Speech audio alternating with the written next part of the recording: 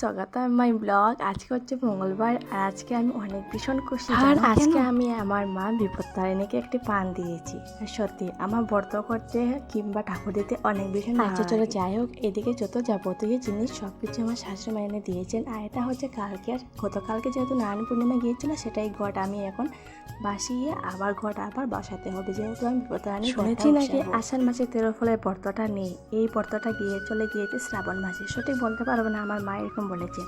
আচ্ছা যাই হোক, এখন তো 13 ফলের ব্রত হবে না, আমি আমার মার পুজোতে এসেছি সব কাজ কাম কমপ্লিট করে, মানে বাবাকে একদম শুয়ে ঘুম পাড়িয়ে খাওয়া দাওয়া কমপ্লিট করে তারপরে আমি এসে ঠাকুরের বাসনপত্রগুলো সব ধুয়ে ঠাকুরের মা বিপত্তারিণী ঘরটা বসিয়ে দিয়েছি। আর সবখানে আমার জিনিসপত্র আমার শাশুড়ি মা এনে দিয়েছেন, যাবতীয় জিনিস।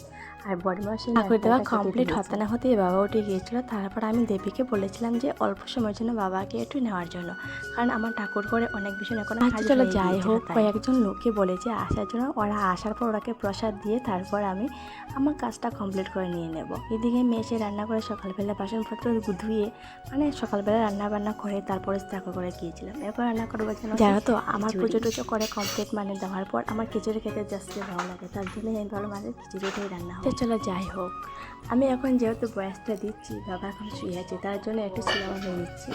আর এইদিকে দেখো, কালকে আমি আমার শাশুড়ি বসে সন্ধ্যাবেলায় এই ঠাকুর তো সন্ধ্যাবাতি দেওয়ার পর এইসব আমি আমার শাশুড়ি বসে কেটেছিলাম।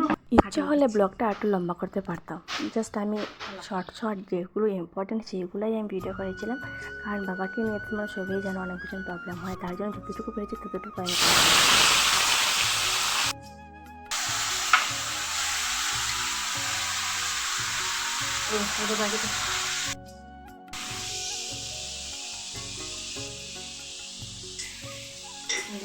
রান্না বান্নাটা কমপ্লিট হওয়ার আগে আমার দুজন দিদা আর কাকিমণি এসেছেন, ওদেরকে প্রসাদ দিয়ে আমি এসেছি এবার রান্নাটা করার জন্য। যেহেতু রান্নাটা হেল্প করতে আমার মা হেল্প করেছেন, যেহেতু দেবীর আজকে কলেজ নেই, ভাবলাম একটু মা আসলে ওনাকে করবো, তার জন্য মা এসে আমাকে একটু হেল্প করেছেন।